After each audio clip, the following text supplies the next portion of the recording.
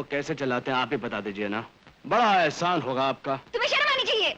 मेरा ख्याल है मैंने शर्म वाली तो कोई हरकत नहीं की, लेकिन मेरा ख्याल है आपने जरूर की है। ओहो, हाँ भाई हाँ, इतनी खूबसूरत चीज की तरफदारी कौन नहीं करेगा भाई। आपकी तारीफ? उसकी चिंता आप मत कीजिए, और अपनी उस हरकत के लिए माफी मांगिए जो आपने अभी की है। आज हमें बड़ी खुशी हुई कि किसी ने तो हिम्मत की कि हमसे माफी मांगने के लिए कहा। वाह वाह वाह वाह वाह।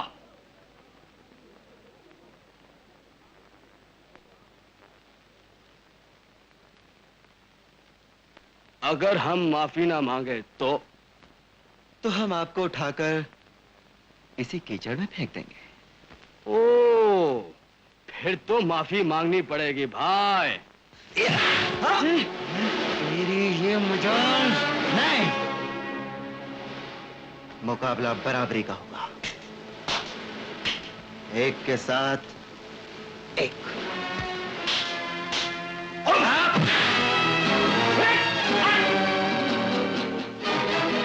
लगता है किसी मर्द से पाला पड़ा राजा।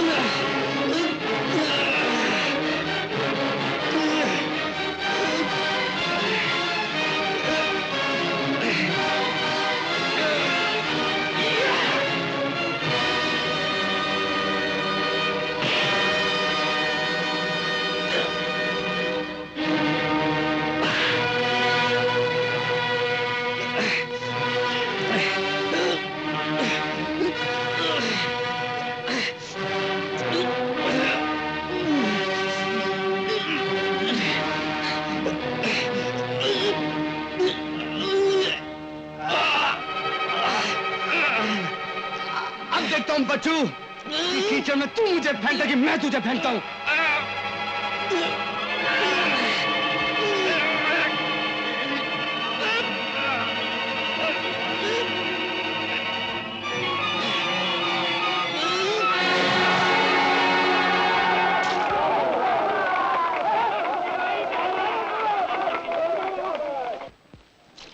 अपने गांव में तो गीदड़ भी शेर होता है।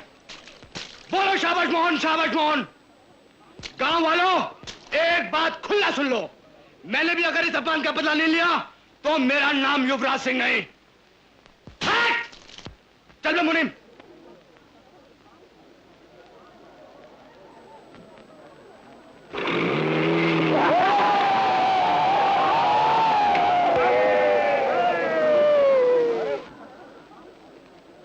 स्वर्गीय चौधरी रघुराज सिंह आपका लिहाज करते थे, लेकिन उनके बेटे में वो बात नहीं है। पिछली दफा मालिक जो है सो कि जब मैं मोहलत मांगने गया था ना, बड़ी उल्टी सीधी बातें की थी। मेरी राय है कि इस बार आप खुद ही चले जाइए। मुनीम जी, जी मैं उस कल के छोकरे के सामने हाथ जोड़ने नहीं जाऊंगा। मालिक, नीति कहती है कि जब अपनी उंगली दबी हो तो रास्ते के पत्थर को हनुमान समझ कर तेल चढ़ा देना चाहिए। अगर आप नहीं गए तो किसी दिन वो खुद ही आ गया तो। आइए चौधरी साहब, जो है तो कि 1 करोड़ वर्ष की उम्र है आपकी। चौथाई आपको दी मुनीम जी। प्रणाम चाचा जी। जीते रहो बेटे। ये तुम्हारे कपड़ों को क्या हो गया? लेने के देने ठाकुर साहब, वह कहावत नहीं सुनी आपने कि हवन करने में हाथ जल जाता है। हाँ सुनिए, आओ बेटे आओ। आपके गांव के रास्ते में एक खूबसूरत लड़की और एक नौजवान लड़का प्रेम मुद्रा में बैठे थे। क्या हमारे गांव के रास्ते में प्रेम मुद्रा में बैठे थे? बैठो तुम तो बैठो, आओ। हमारे गांव के रास्ते पर प्रेम मुद्रा में? जी हाँ, और मुझे देखकर काफी शर्म महसूस हुई।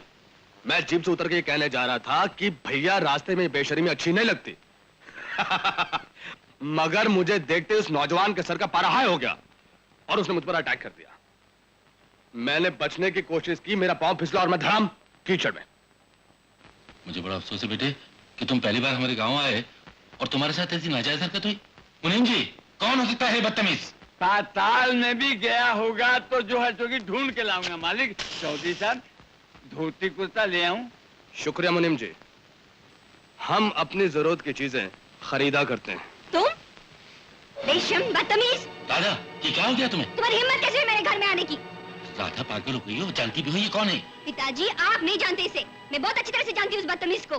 बकवास बंद करो। युवराज, युवराज, मैं बहुत शर्मिंदा हूँ युवराज। आपको शर्मिंदा होने की क्या बात है ठाकुर साहब? मुझे तो ये जानकर बड़ी खुशी हुई कि आपकी बेटी है। आप इन पर नाराज मत होइए। मैं अपनी बेटी ना समझी पर बहुत शर्मिंदा हूँ। मुझे आपकी बेटी से कोई ताल्लुक नहीं है ठाकुर साहब। मैं तो लेकिन बेटे, उसकी ना समझी से मुझे कोई ताल्लुक नहीं है ठाकुर साहब। लेकिन बेटे, आज मैं समझदारी की बात करने आया हूँ। पिछली बार आपने 1 साल की मोहलत मांगी थी जो पूरी हो गई। आप मेरी रकम के बारे में क्या कर रहे हैं? आज न जाने क्या बातें कम वक्त, एक के बाद एक बात पर शर्म से डूबा जा रहा हूँ। मुझे कहते हुए बहुत शर्म आ रही है बेटे कि रकम का इंतजाम नहीं हो सका। मुझे 6 महीने की मोहलत दे दो, सिर्फ 6 महीने की। ठीक है ठाकुर साहब, पर यो आखिरी मोहलत समझो। इस मोहलत के बाद भी जो आपने अपना वादा पूरा ना किया, तुम्हारे चौधरी साहब को दोना लेने के देने। यही मैं कहने आया हूँ। बाद में मुझे कोई दोष ना देना ठाकुर साहब। हाँ चलिए मुनीम जी। ये क्या चौधरी साहब, पहली बार आप हमारे गांव में आए और जो है सो कि जलपान भी नहीं? मुनीम जी, अभी कई और आसामियों के पास जाना है ना। चलिए। मालिक, अब आपने समझ लिया ना कि बिटिया रानी युवराज सिंह को देखकर क्यों भड़क उठी थी? हाँ मुनीम जी, मुझे क्या मालूम था कि पानी सर के ऊपर से निकल जाएगा। लेकिन मुझे मालूम था मालिक कि ये सैलाब एक दिन आके रहेगा, और आके क्या रहेगा, अब तो आपकी दहलीज तक पहुंच गया है। अगर कहीं हवेली के अंदर घुस गया तो आपकी इज्जत, शान, मान, मर्यादा सब धूल में मिल जाएगी। आपका नमकहलाल नौकर हूँ सरकार, जो है सो की ऐसी जटिल परिस्थिति में जो कुछ करना है मैं सब सोच चुका हूँ। क्या मतलब? मतलब ये सरकार कि सांप भी मर जाए और लाठी भी न टूटे। जो है सो कि बिटिया रानी और मोहन का मिलना तो दूर रहा, एक दूसरे को देख भी नहीं सकेंगे। अन्नदाता श्रीमान ठाकुर साहब ने आप लोगों को ये शुभ संदेश देने के लिए अपनी हवेली में बुलाया है कि उन्होंने इस गांव में एक बहुत बड़ा मंदिर यानी कि विशाल मंदिर बनवाने का फैसला कर लिया। धन्य हो ठाकुर साहब, आपने तो इस गांव की एक बहुत बड़ी कमी पूरी कर दी। हमें शिवजी को जल चढ़ाने के लिए नारायणपुर जाना पड़ता था, 1.5 कोस दूर। और आप लोगों को ये सुनकर बड़ी खुशी होगी कि हमारे ठाकुर साहब ने वो स्थान भी ढूंढ लिया है जहां पर उस विशाल मंदिर का निर्माण होगा। जल्दी बताइए मुनीम जी, वो मंदिर कहाँ बनेगा? मंदिर बनेगा वहां जहां मोहन की मां गोमती का मकान है। मुनीम जी, पंडितों और ज्योतिषियों से सलाह करके ही हमारे ठाकुर साहब ने ये फैसला किया है बेटा। ठाकुर साहब को अपना फैसला बदलना होगा मुनीम जी। मोहन, तुम हम पर हुक्म चला रहे हो?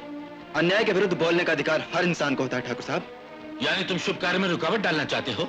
मैं आपको जबरदस्ती करने से रोकना चाहता हूँ। आपके पास जमीन की कमी नहीं है, मंदिर दूसरी जगह भी बन सकता है। हाँ ठाकुर साहब, घर से बेघर होकर ये लोग कहाँ जाएंगे? शंभू सिंह, तुमने क्या हमें इतना बेरहम समझा है? इन लोगों के रहने के लिए गंगा के उस पार हमने वैसा ही मकान और उतनी ही जमीन का इंतजाम कर दिया है। हम किसी भी कीमत पर घर नहीं छोड़ेंगे ठाकुर साहब। मोहन, अब तुम जबान दराजी पर उतर रहे हो। आप मुझे मजबूर कर रहे हैं। आप भले ही मुझे इस हवेली से धक्के मारकर निकलवा दें, लेकिन अगर मेरे घर में किसी ने भी कदम रखा तो मैं उसे जिंदा नहीं छोड़ूंगा। मुझ पर अपना पैसा जबरदस्ती थोपने की कोशिश मत कीजिए ठाकुर साहब। गांव वालों, अब मैं आपकी राय जानना चाहता हूँ। जबकि हमारे ठाकुर साहब ये ऐलान कर चुके हैं कि जैसा इनका मकान है, जितनी इनकी जमीन है, सब देने को तैयार है। अब बताइए कि ये शर्त भी इन्हें मंजूर नहीं है तो गांव में मंदिर नहीं बन सकता। अब मैं आपसे पूछता हूँ, क्या आप लोग चाहते हैं कि इस गांव में मंदिर न बने? मोहन को घर से बेघर नहीं किया जा रहा। मोहन को सबकी राय माननी पड़ेगी। आप लोग मुझे मजबूर नहीं कर सकते। मैं अजय के निपट लूंगा। अरे तुम दोनों मुंह क्या देख रहे हो? लातों के विरुद्ध बातों से नहीं मानते। मार मार के इसका भेजा ठिकाने लगा दो। तू हट जा माँ। मेरे बेटे को, मेरी कसम तूने किसी पर हाथ उठाया तो समझता क्यों नहीं? लेकिन माँ तू भगवान के लिए तो भी मुझसे बहस मत कर। चुप हो जा बेटे। नया खून है ठाकुर साहब। अपने बेटे की तरफ से मैं आपसे माफी मांगती हूँ। अपना फैसला गांव वालों को सुना दो। गांव वालों, मैं आपसे भी क्षमा चाहती हूँ। हम शुभ काम में दीवार नहीं बनना चाहते, इसलिए कल ही हम ये गांव छोड़कर चले जाएंगे। नहीं माँ, ये नहीं हो सकता माँ, ये उनके साथ बड़ा अन्याय होगा माँ। नहीं हो सकता।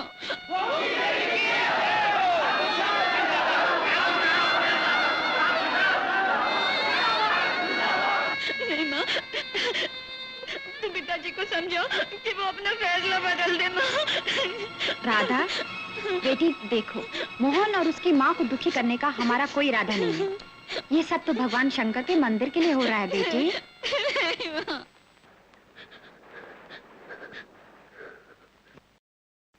इस चिट्ठी को चिट्ठी नहीं, वारंट समझिएगा।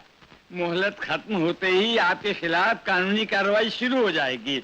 मालिक, कितनी बार मैंने आपसे कहा कि दोस्ती का लिहाज स्वर्गीय चौधरी रघुराज सिंह जी निभाना जानते थे, मगर जो है तो कि ये युवराज सिंह किसी और ही मिट्टी का बना हुआ। सरकार आगे पढ़िए मुनीम जी।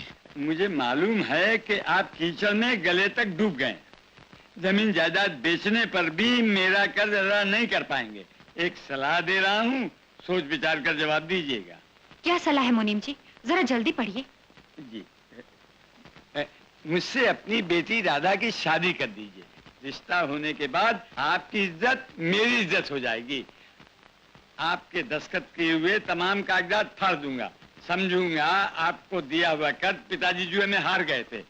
पत्र का जवाब जल्दी पाने की आशा में आपका शुभचिंतक युवराज सिंह।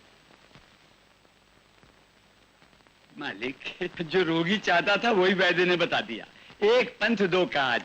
आपके सर से कर्ज का बोझ उतर जाएगा और बिटिया रानी को अच्छा घर मिल जाएगा। मैं आज जवाब लिखे देता हूं उन्हें कि आपकी शर्तें हमें मंजूर है। मुनीम जी, इतनी जल्दी करने की कोई जरूरत नहीं है।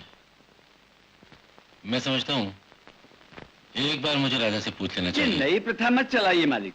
आज तक जो है तो कि किसी समझदार माँ बाप ने शादी ब्याह के मामले में लड़कियों की राय पूछी है? मुनीम जी, मालिक, पूछ लेने में कोई हर्ज नहीं।